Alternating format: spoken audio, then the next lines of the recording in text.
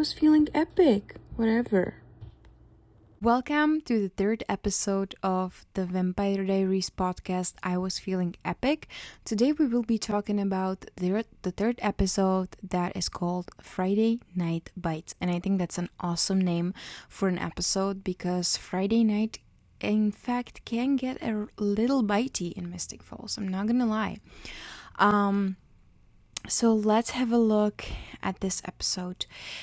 Before we start, I just want to mention that I went to Virginia this past weekend. I did not go to Mystic Falls, Virginia, which is actually in Covington, Georgia, as we know. But I went to Manassas, Virginia, and Warrentown in Virginia. And I must say that Warrentown was the perfect Hallmark Christmas movie town. It was cute. It was it had like this tiny strip like of the not malls of coffee shops and restaurants and little shops. It was awesome. There was this amazing church and the bell actually rang as we drove in, which was totally perfect. I loved it. But you could totally see like a Gilmore Girls show being made there, or just your any Hallmark Christmas movie. It was really cute. So our third episode starts with, for us, very well known: for over a century I have lived in secret until now. I know the risk, but I have to know her. As the sun is rising, there is the scene of Caroline and Damon in bed. Caroline wakes up and she is very scared because, as we know, the last episode ended with her being bitten by Damon. We didn't know what was going to happen to her. Well, lucky for us, she's still alive. So Caroline is trying to sneak out of bed. She's super scared. She doesn't know what is happening. And there was a very funny scene to me because as she puts her feet on the floor, you can see her toes. And on one of her toes, she has a little ring. And when I was like 15, that was like the summer that these toe rings were totally popular. And I also used to wear them. They were so uncomfortable.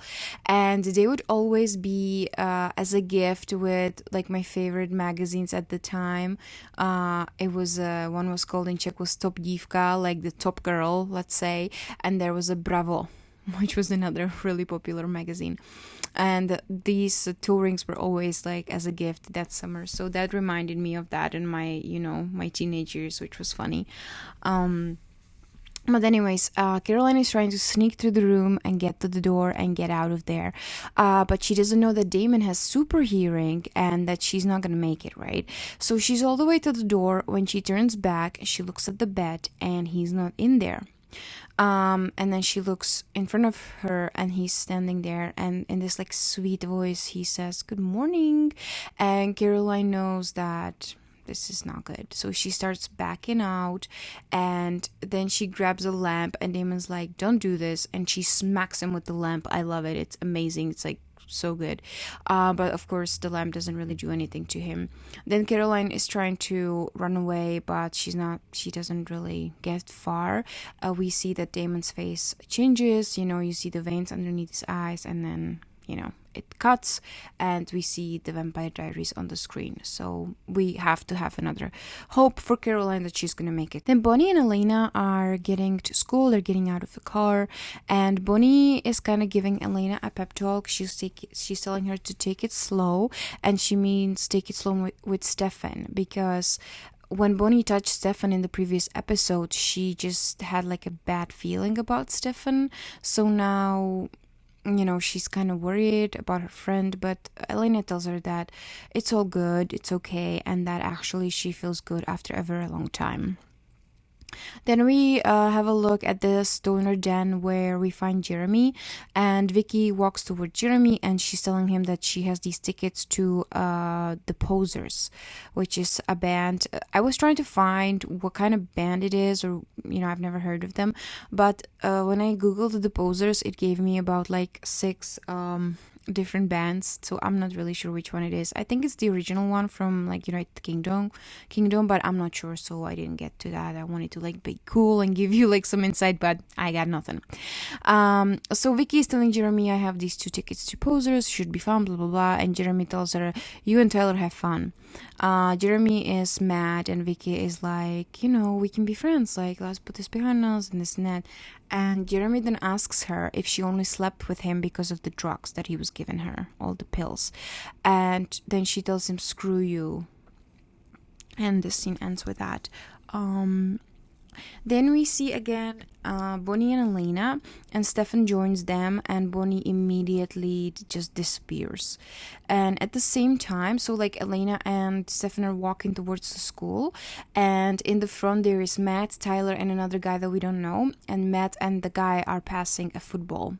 And Tyler is making fun of Matt because like, oh look, like here is your ex-girlfriend and she's dating this new guy and like you're not doing anything about it. So Tyler is saying, look, there is Elena and her new boyfriend, and what are they doing? Oh, they are walking, yep, right into the sunset, which Matt tells him, you're a dick. And then Tyler goes, well, you just stand there like one of those little yard trolls. And Matt says, gnomes. I always love this scene. Always makes me funny the way Matt says gnomes. I don't know why. Don't ask me why. Meanwhile, Elena is telling Stefan that Bonnie just needs to get to know him, because Stefan made a concern that, Bonnie doesn't like me very much. And Elena is like, no, she just needs to get to know you. So then Elena invites Stefan over. And she says, dinner, my house, 8 o'clock. You, me, and Bonnie. You two will spend some quality time and she'll get to see what a great guy you are. Mission accomplished. And this scene always makes me cringe, the way that Elena says this line, especially the ending with the mission accomplished. I'm like, oh, I don't know. You know how sometimes some things just make you cringe for no reason? This is making me cringe. So I don't know what it is, but I just hate the way she says that. Meanwhile, Tyler is plotting to try to like do something to Stefan, like throw a football at him or something, and Matt is like, don't do that. And Tyler doesn't listen and he jumps in front of Matt, catches the football, and then he throws it at Stefan. Stefan is facing Elena, so he doesn't like see the guys behind him, but of course he can hear them plotting. So Stefan turns around last second and he catches the ball, which to me I think would be like he turns around super vampire speedy. So how is nobody like suspicious, or how does nobody think that was weird? But anyway, Stefan catches the football and then he throws it back at Tyler with like it's like a very strong throw. So Tyler is kind of like, surprised by that. And then Elena is asking Stefan, where did he learn to throw a football like that? And Stefan tells him that he used to play football. So Elena goes, so why don't you try it for the team? Yeah, I don't think so. So you don't like football? No, I love football. It's a great sport. But in this case, I don't think football likes me. Which he means that Matt doesn't like him, or Matt and Tyler doesn't like him. Elena tells him that it would be good for him to make some friends, and Stefan is kind of making fun of Elena that's a really good advice from someone who writes in their diary in a cemetery, which is a quite funny remark.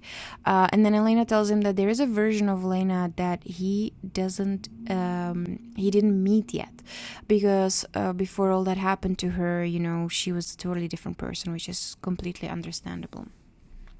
Then we are at history lesson with Mr. Tanner, and Bonnie is obsessed with these numbers 8, 14, and 22, and she's vigorously drawing them in her notebook. And Mr. Tanner is asking around the classroom if anybody knows when the Second World War ended.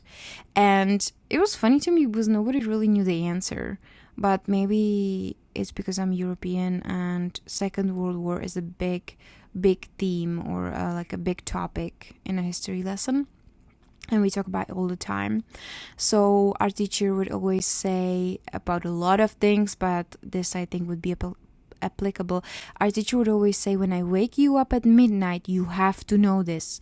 Meanwhile, they did say that about a lot of things, so we had to know a lot of things if they woke us up at midnight. But I think if they woke me up at midnight, I would know that the war ended in 1945. And then nobody really knows that though in this class. Then Mr. Tanner is asking Elena when was the attack on Pearl Harbor, which she doesn't know. But Stefan is jumping in and saves her and says December 7th, 1941. Mr. Tanner and Stefan then have a little contest, and he's like giving him different things that happened in the past, and Stefan gives him the dates.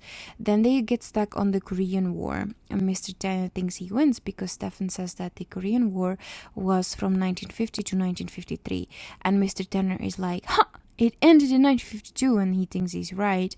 And then Stefan is like, actually, sir, it was in 1953. So then Mr. Tanner tells the class to find it in their history book. And they do, and they find out that it was 1953. And so then the whole class starts to clap for Stefan, because I think everybody likes Mr. Tanner as much as I do, which is not at all. So if I was in that class, I would also clap for Stefan. Elena is all like, smitten by this knowledge of the dates, of history dates and events. And then she asks Stefan how did he learn all of that, and he says years and years of crossword puzzles. It's a loner thing, and for some reason I really like the word loner. It's funny. Next scene, we are at the football training, and football is coached by Mr. Tanner. Elena goes to her chill reading practice, but she's not very good at it because there is a gap where she didn't go. And they're also kind of like asking each other, like, did you see Caroline? Where is she? She's not picking up her phone. And then Elena is telling Bonnie about the dinner tonight at her house with Stefan, which Bonnie doesn't want to go to. But then she kind of is like, fine, I'll go. And the way she says it, it's really cute. Stefan then talks to Mr. Tanner, kind of, not really apologizes, but says like, oh, we, got off of the wrong foot, and I would like to really, get a shot here. So Mr. Tanner lets him join the team, which Tyler doesn't like. Then Bonnie again is asking where Caroline is, while Damon drives her in his blue Chevy car, which is like, very cool car. And Caroline gets out of the car and she says the most iconic line in this episode, which is, I got the other brother, hope you don't mind, which is amazing. I love this. And then we have this very intense look between Elena and Damon, or more like Damon is more like, it's like a mocking look, and Elena is like more like disgusted look. Then our cheerleading practice starts, and Caroline sees that Elena is not very good at it, which it's understandable because after Elena's parents died, she took some time off of like all of her activities. Meanwhile, Stefan joins the football team, and Elena kind of strays away from her training because she's not really like catching on with the choreography, and she's watching Stefan play football. Tyler is being like super pissed about Stefan joining the team, and he's telling Matt that somebody has to take him down and kind of put him in his place. Stefan of course hears this, but he also knows that he kind of has to let Tyler do that so that Stefan kind of seems more normal, and Tyler chills out and kind of takes a step back from this like rage. So Tyler takes Stefan down, and then Matt comes over to Stefan and he helps him to get up. In the next shot, Stefan is taking off his glove, and we can see that his pinky finger was broken, and he kind of snaps it back into place, which is super gross and looks very painful also. After the football practice, Stefan is back at the Salvatore mansion, and he finds Damon sitting in his room and reading from his diary, meaning from Stefan's diary in Stefan's room. And then Damon tells Stefan he's sorry, that they have to put the past behind them, and that if Stefan wants to live normal human life, then he wishes the best for him. And it almost seems like Stefan is believing Damon.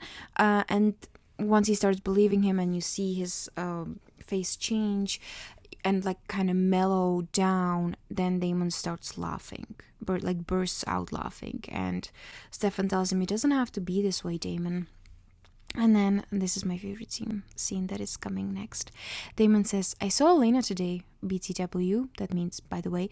And when he says that, by the way, he is holding a quill in his hand, and he kind of makes this like motion with the quill, like he's like writing in the air. And this is so funny to me, this scene, and so like Damon-like, like typical Damon. I love that. And then Damon continues, she was at cheerleading practice. She looked so perky in her little short shorts. And then he looks at Stefan and he goes, simmer down. I didn't even go near her. I have my own cheerleader now. Oh, that reminds me. I gotta run. I have a date. Sweaty palms. Wish me luck. So Damon is basically just trying to piss Stefan off, and he loves it. I mean, he loves pissing Stefan off and annoying him.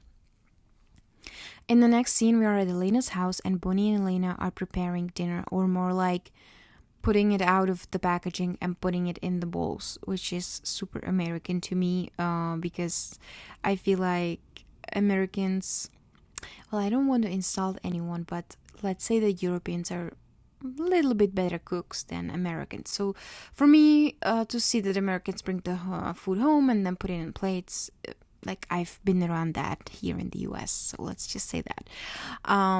I have a funny story. I was an au pair for about 8 years with this one family here, and I used to cook sometimes, some Czech meals. And then one time I was making potato pancakes, and I was shredding the potatoes, and the host dad walks in.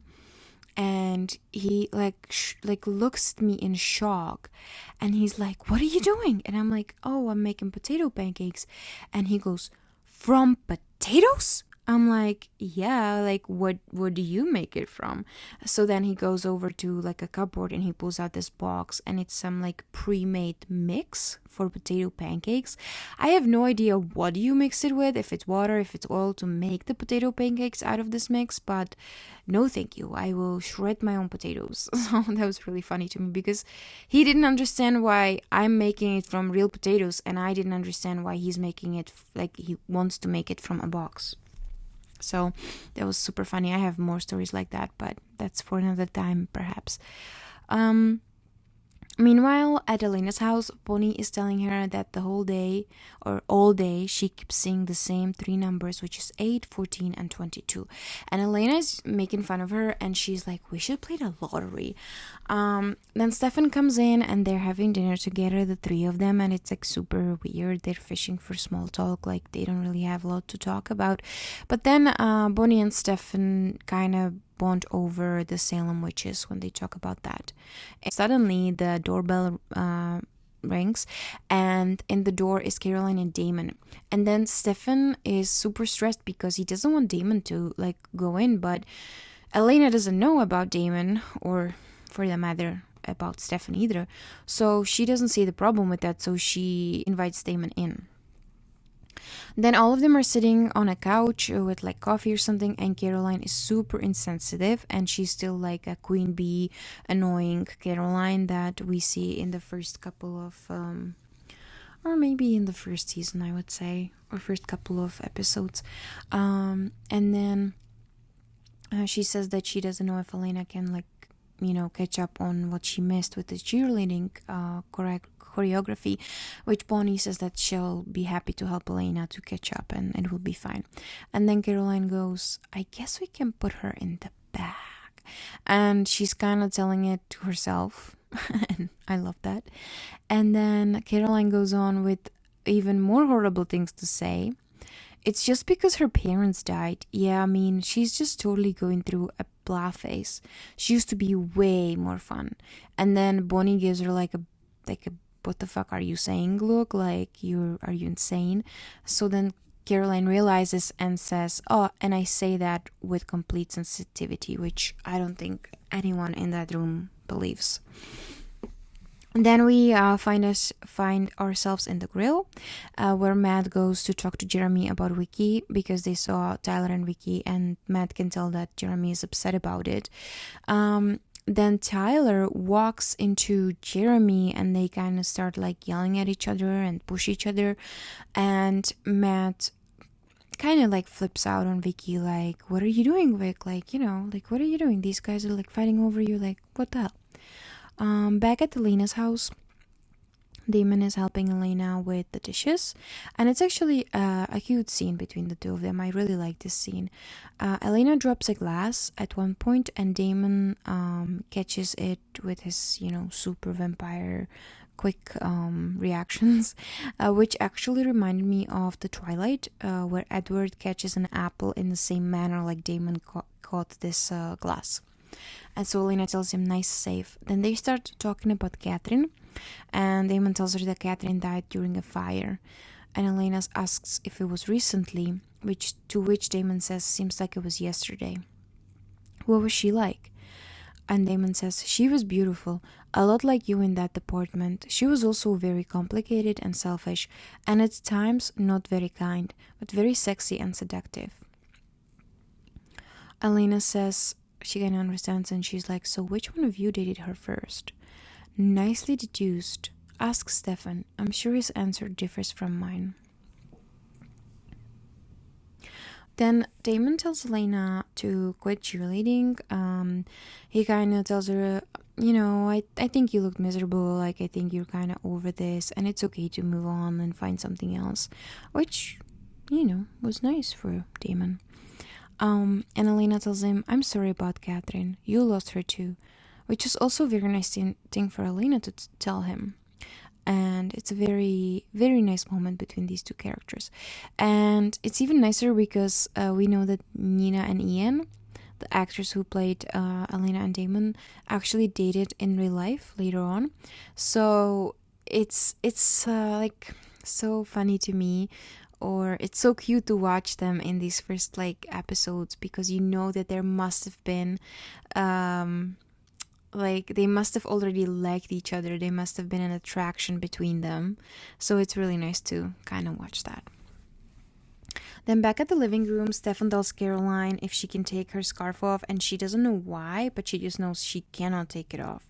Then Damon asks Caroline if she wants to help the girls in the kitchen because Bonnie and Elena are just finishing up. And Caroline, being a total savage, goes, "Do I look like I do dishes?" I mean, no, she doesn't, but I just love this line. And then Damon says, "For me?" And Caroline, "I don't think so." So then Damon has to compel her, and then she goes to the kitchen. Then Stefan flips out on Damon after Caroline leaves, and he says, "They are people, Damon. She's not a puppet. She doesn't exist for your amusement, for you to feed on her whenever you want to." And Damon tells him, "Sure she does. They all do. They are whatever I want them to be." And then Stefan tells Damon that it's time for him to go, and Damon tells him that that's completely fine since he's been invited in, and therefore he can come whenever he wants and do whatever he wants with Elena, because that is normal for him. So, yeah. Then Stefan and Elena are in her room, and they start kissing and making out, and then Stefan is taking his shirt off, and once he pulls it over his head, it's not Stefan anymore, but it's Damon. So Elena starts screaming, and in that instant she wakes up, and we realize it was just a dream.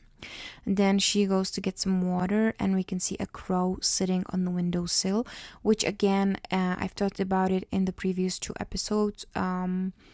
This storyline with the fog and the controlling animals was supposed to stay with Damon, but we only see it in a little bit. I mean, in the beginning of season 1. So we still have the crow on episode 3, which is cool. Which leads me to believe that he was controlling her dream about him appearing in the dream. Then we see Stefan back at the house, where he kind of is super tortured and sad, and he's talking to himself, or we can see like his inner monologue, where it says, "There must be a shred of humanity left inside my brother somewhere. I keep hoping, but how do I make him see it? How do I protect her?" When we hear this, Stefan is pulling out a box from his like dresser, and then later on we know that that was the box with the necklace. But another thing I want to mention here is that I read a theory, like a fan theory, somewhere years ago, that some fans believe that Damon's humanity was off in the first season, which never really occurred to me. I don't know if I'm a bad fan or if I just didn't even think that would be possible, or it just didn't connect for me. But it would actually make a lot of sense because he kind of acts like he has no humanity. He eats everybody, he's just being a total savage. He has no understanding for Stefan. He has no compassion for him or anybody else for that matter. For Caroline, I mean, the stuff he does to Caroline is horrible, and that he will still do to her.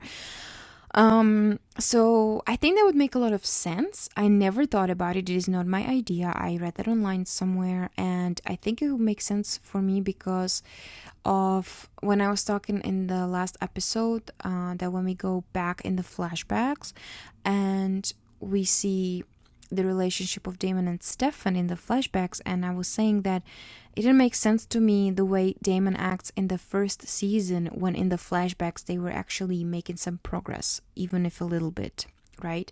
So I think that would make a lot of sense to me, that Damon's humanity actually was off at this point and maybe got turned on somewhere throughout the season, you know. If I see a point where I might think that was the time, I'll definitely talk about it later on. But back to the necklace, Elena and Stefan meet at the football field, and Elena tells Stefan that she quit cheerleading. He's given her the necklace with the vervain, and he tells her it's a little bit early to give each other presents, but it's just for good luck, and it would make him happy if she wore it. She asks him what kind of herb it is that she smells, and he actually tells her it's vervain, but you know, she doesn't know at that point what that means. And then this scene is again very cute, and I think Nina does a great job playing someone like in the beginning phase of a relationship when you're still like super just smitten by each other and super excited and everything is new. So yeah, she's awesome in this scene. She kind of makes up for the cringe scene before. And then at night we have the football match, the Timberwolves, and Tyler sees Jeremy and he's all riled up because he's mad that Mr. Tanner said some good stuff about Stefan joining the team. So Tyler is all riled up and he sees Jeremy and he tells him, "Don't look so down. You can have her when I'm done with her," meaning Vicky, which is a super ugly, disgusting thing to say about a girl you're supposed to like and date and be good to. Like, no. So Jeremy, it's been building up to this point. So Jeremy slaps or punches Tyler and they start to fight. Then Stefan comes in and he kind of separates them. Then Jeremy picks up a broken bottle from the ground and he tries to stab Tyler with it, but Tyler kind of moves out of the way and he then slices Stefan's hand in front of everybody. And Elena sees that. So after like the fight is done, Elena goes to Stefan and she's like, "Oh my god, like what happened with your hand?" Like, and he's like, "No, I'm fine. I didn't get cut." She's like, "But I saw it. There was blood." And he's trying to tell her, "No, there wasn't blood and this and that." So Elena has a really weird feeling about this. So then she goes to Bonnie and she's asking her, what kind of feeling was that yesterday when she touched Stefan? And Bonnie tells her it was death. It's what I imagine death to feel like, which is not great for Elena to hear, you know what I mean? After that, Elena goes to her car and Damon appears out of nowhere and he's kind of talking shit about Caroline, that like he had to get away from her because she talks too much, she talks more than I can listen, he says, and that she's awfully young and just that she's annoying. And Elena then stands up for Caroline because she tells Damon, I know Caroline can be too much and she's annoying sometimes, but we've been friends since the first grade and that means something to me, so kind of like stop it, don't talk shit about her. So then Damon kind of says, "Oh, I didn't mean it like that." And Elena calls him out and she's like, "Yes, you did. You put alternate meaning behind everything that you say." And then Damon is kind of like down with that conversation and he just goes for straight up compelling. So he says, you want me, I get to you. You find yourself drawn to me. You think about me even when you don't want to think about me. I bet you even dreamt about me. And Elena looks a little bit hypnotized by that, because she actually did dream about Damon, even though it was Damon's doing. But to Damon, he thinks that it's working. The compelling is working, but Elena is actually just like, oh shit, I did dream about him. So then Damon continues, and right now you want to kiss me. And then he's leaning in, and Elena slaps him, which is awesome. I love it. So she slaps him and says, what the hell? I don't know what game you are trying to play with Stefan here, but I don't want to be a part of it. And I don't know what happened in the past, but let's get one thing straight. I am not Catherine. I mean, are you not? There's a lot of similarities in the future. But no, they're different, but I love this. And Damon is like totally just, he doesn't understand what just happened. After that, Matt and Stefan come together in the parking lot, and Matt is apologizing to Stefan that he was acting like a dick, and that it's like nice of Stefan to stand up for Jeremy. Then Matt offers Stefan his hand, and they shake hands. And Happen is like all happy, like you can see it on his face. He's so happy that he's friends with Matt now. And Matt walks away, and from the darkness we can hear clapping. And Stefan turns around, there is Damon clapping to him because he was watching this whole scene from the dark. And Damon is being so bad, and he's like, isn't that nice? Stefan joins the team, makes a friend. And Stefan tells him, not tonight, I'm done with you. Nice trick with Elena. Let me guess, Vervain the necklace? I admit, I was a bit surprised. It's been a while since anyone could resist my compulsion. Where'd you get it? And Stefan says, does it matter? And Damon tells him, guess I could just seduce her the old-fashioned way, or I could just eat her. No, you're not gonna hurt her, Damon. No? Because deep down inside, there is a part of you that feels for her. I was worried that you had no humanity left inside of you, that you may have actually become the monster that you're pretending to be. Who's pretending? Then kill me. Well, I'm tempted. No, you're not. You've had lifetimes to do it, and yet here I am. I'm still alive, and there you are. You're still haunting me after 145 years. Catherine is dead, and you hate me because you loved her, and you torture me because you still do. And that, my brother, is your humanity. Into this scene where you can almost see that it's working. The Damon is like you can see like it's getting to him a little bit, but then in that moment Mr. Tanner comes in, and Damon goes back to his old self, and he flips back, and he's like, if that's my humanity, what's this? And he jumps at Mr. Tanner and kills him. And then his face is all like veiny and vampire-y, and he has blood on his mouth, and he says, anyone, anytime, any place.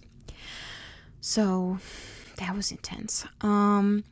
Back in the locker room, Matt is telling Tyler that he's acting like a 12-year-old bully, and they are like kind of, fighting, and then they even like push each other against, like, I think Matt pushes Tyler against the locker, and Matt then storms out, and he goes outside and he finds Mr. Tanner and calls for help.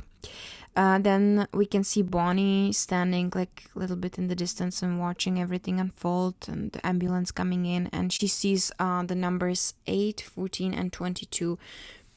It is building 8, plate 14, parking number or parking spot 22, which is the number that she kept seeing all day, so she's super freaked out. Jeremy is sitting under the bleachers, and Vicky goes to him and tells him that it wasn't just for the drugs. And that is a continuation from before, when in the beginning of this episode, when Jeremy was asking her if she slept with him just for the drugs. So she goes to him and says it wasn't just for the drugs. I mean, better not be, because that's weird. And then Elena and Stefan are in the parking lot, and Elena is asking Stefan what kind of animal can be doing all these attacks, and then she again mentions that she's pretty sure that she saw Stefan's hand get cut by that bottle. And he kind of says, no, I'm okay, and hugs her. Back in the Salvatore mansion, Stefan is writing in his diary, and he's all like sad and gloomy and just tortured. I thought there was hope, that somewhere deep inside, something in Damon was still human, normal, but I was wrong. There is nothing human left in Damon, no good, no kindness, no love, only a monster who must be stopped. And while these words are being said by Stefan, we see a total contrast, which is Damon standing in Elena's room, and he's standing by her bed. She's sleeping on the bed, and he very lightly touches her cheek with this like pretty expression on his face, like there is nothing, like you're not afraid he's gonna do anything to her. He's more like caressing her cheek and like, you know, going down her cheek. Meanwhile, Stefan says that about him being a monster, which I think is a really nice contrast. Which then Elena wakes up, because I guess she did feel Damon touching her face. So she wakes up and she looks a little bit puzzled. She puts her diary away on her nightstand and she shuts off her lamp and she goes to bed. And that is how the third episode of the first season ends. And this episode was called Friday Night Bites, which to me is amazing name for an episode, because as I said, Friday night can get pretty bitey in the sound. Thank you everyone for listening to this episode. It was a lot of fun. I had actually 10 pages of notes to tell you. I love doing the little like conversations, like little pieces of the conversation, because I feel like it's so well written, especially in the first season. The dialogues. So I hope that you like that. If you don't like something, or if you want more of something, definitely let me know in the comments, or you can also send me a direct message on the Instagram. It's the Instagram TVD Forever I Was Feeling Epic. I'm gonna put it in the description of this episode as well, so you can follow me there and let me know anything that you would like to hear about, anything you would want to add, you would want to change. Please let me know. I want to make this as good as it can get, and I hope that we will get there. And everybody have a wonderful Thanksgiving and have a great day, and I'll hear you, or you'll hear from me on the next episode. Bye. Am I wearing my I blew up the council t-shirt? Why is everybody keep asking me that?